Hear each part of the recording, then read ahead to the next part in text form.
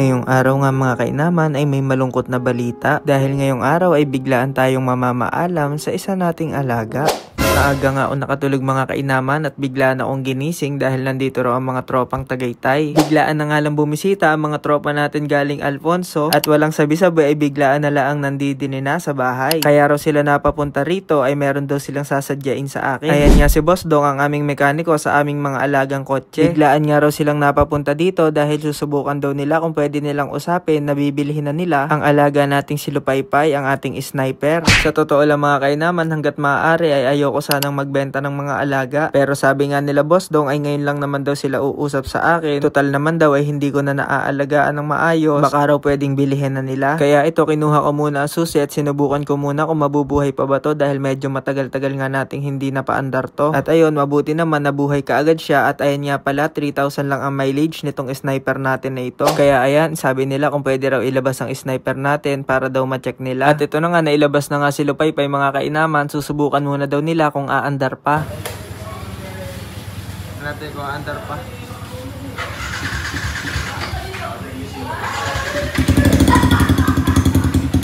At ayun na nga mga kainaman, mabilis lang naman at umandar na rin agad itong si Lupaypay.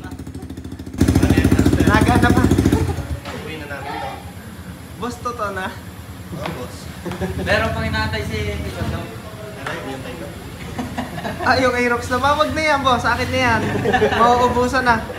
At ayun na nga, pati si Lurox, ang Aerox natin ay gusto rin nilang usapin. Pero sabi ko, napagbigyan ko naman na sila na itong si Lupaypay nga, ipapaubaya ko na sa kanila. Ito lang talaga mahirap mga kainaman, kahit hindi ka naman nagbebenta. Kapag yung malalapit mong kaibigan ang umusap sa'yo, talagang napakahirap hindian. At sa puntong ito nga mga kainaman, ay pinipilit pa rin nila ako kung pwede nga raw na bilhin na nila itong si Lupaypay. Sa totoo lang mga kainaman, ay ayoko talaga sana. Ang kaso lang ay meron talaga mga pagkakataon na mahirap tanggihan, lalo na pagka yung iyong mga kaibigan ang umusap. Ayan na nga at inaabutan na ako ng pera ni Bossing at sabi niya ay dadawnan niya ng araw ito para daw pumayag na ako na ibenta na sa kanya itong sniper natin. Dahil sa tunay daw ay hindi na raw siya makatulog dahil gustong gusto niya na magka-sniper. Kaya naman hindi na rin ako nagmatigas at pumayag na rin ako. Dahil naisip ko rin naman na napapabayaan ko na lang din naman itong alaga natin na ito si Lupaypay. Mas mabuti na rin siguro to para maalagaan siya lang maayos ng iba at mas mabigyan siya ng halaga at mapasaya niya pa ang ibang tao. At ayun na nga mga kainaman, pati nga yung mga pyesa na isinalpak natin dito kay Lupaypay hindi ko na rin tinanggal. At sabi ko kay Bossing, kung ano yung mga ginawa natin dyan kay Lupaypay ay ganyan ko na yan ibibigay at ipapamana sa kanya. Dahil sa totoo lang mga kainaman, napa-stock lang naman talaga tong si Lupaypay pero hindi ko naman talaga ito masyado nagamit. Napakasariwa pa nga ng motor na ito. Sa katunayan, ayan nga makikita niyo yung mileage niya, 3,700 lang. Talagang parang brand new pa rin siya pagka ginamit. Linis lang ang kailangan at magiging pogi na rin agad yan. Kaya naman nagmadali na rin agad sila Bossing na maikarga na itong si Lupaypay dahil baka nga magbago pa ang isip ko dahil sa totoo lang nalulungkot ako. Pati nga si manager ay nalulungkot din kaya tinanong niya rin ako kung bakit ibebenta ko pa tong si Lupaypay. At habang ikinakarga na nga tong si Lupaypay, dumating nga rin pala dito si Kuya Pat dahil nakachat niya pala sila Boss Dong, natatambay din nga raw sila. At ayan, ipinapakita ko nga kay Kuya Pat na nabayaran na talaga sa akin dahil hindi pa nga siya naniniwala nung una na ibinenta ko na talaga itong si Lupaypay. Master, sara ko na.